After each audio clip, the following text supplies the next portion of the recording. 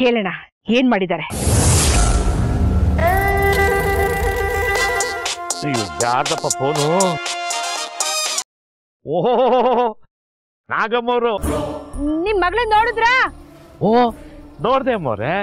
ಮೂರ್ತಿಗಳೇ ಕರ್ಕೊಂಡು ಹೋದ್ರ ನಿಮ್ ಮಗಳನ್ನ?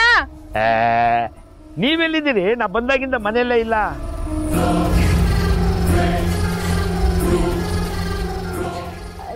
ನಾನು ಅದು ಕೆಲಸ ಇತ್ತು ಹೊರಗಡೆ ಬಂದಿದ್ದೀನಿ.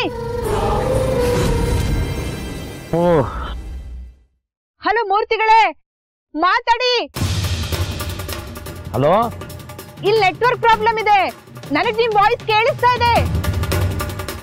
ಹಲೋ, ನೀವು ಮಾತಾಡಿ. ಅಯ್ಯೋ ಅದ್ ಯಾವ್ದೋ ನೆಟ್ವರ್ಕ್ ಇಲ್ದೇ ಇರೋ ಜಾಗಕ್ಕೆ ಕೊಂಡೋಗಿದ್ದೀರಾ? ಅದೆಲ್ಲ ಬಿಡಿ, ಮಧುರಾನ್ ಕರ್ಕೊಂಡು ಹೋದ್ರಾ? ಹಲೋ ನಾಗಮ್ಮನವರೇ. ಮಧುರಾನ? ಹಲೋ. ಏನಪ್ಪ ಮತ್ ಸಾಯ್ಲಿ ನಾನು ಇವಾಗ ಭಗವಂತ. ಮಧುರನ್ ಕರ್ಕೊಂಡು ಹೋದ್ರ ಮೂರ್ತಿಗಳೇ? ಮಧುರನ್ನ? ಹಾ ಹೌದು ಹೌದು. ನಾನಾ? ನೀವೇ. ನೋಡಿದ್ರ ಅವಳನ್ನ? ಹುಷಾರಿಲ್ಲ ಅವಳಿಗೆ, ಊರಿಗೆ ಕರ್ಕೊಂಡು ಹೋದ್ರ? ಅಯ್ಯೋ ನೀವ್ ಒಳ್ಳೆ. ಯಾರು ಹೇಳಿದ್ದು ಮಧುರಂಗ್ ಹುಷಾರಿಲ್ಲ ಅಂತ? ನಂತರನೇ ಒಳ್ಳೆ ಗುಂಡ್ಕಲ್ಲಿದ್ದಂಗ ಅವಳೆ.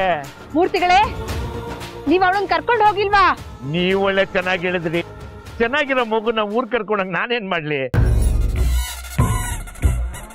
ಹುಷಾರ್ ತಪ್ಪಿತ್ತು ನಿಜ, ಈಗ ಹುಷಾರಾಗವಳೆ. ಹಂಗೂ ಏನಾದ್ರಾದ್ರೆ ವಿಕ್ರಮ್ ಸಿಂಹ ಸಾಹೇಬ್ರವರೆಲ್ಲ ನೋಡ್ಕೋತಾರೆ.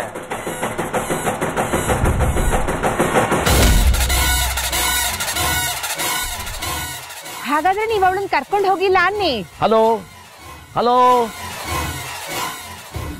ಹಲೋ.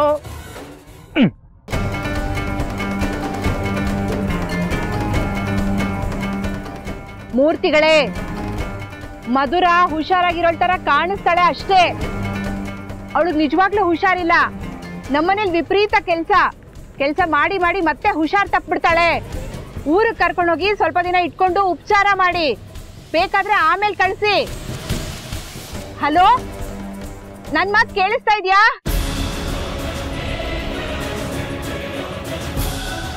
ಆ ಕಡೆಯಿಂದ ಸದ್ದೇ ಇಲ್ಲ.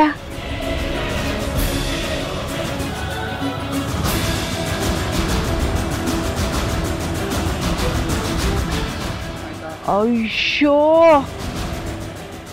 ಇದೇ ಸಮಯದಲ್ಲಿ ಮೊಬೈಲ್ ಸ್ವಿಚ್ ಆಫ್ ಆಗ್ಬೇಕಾ?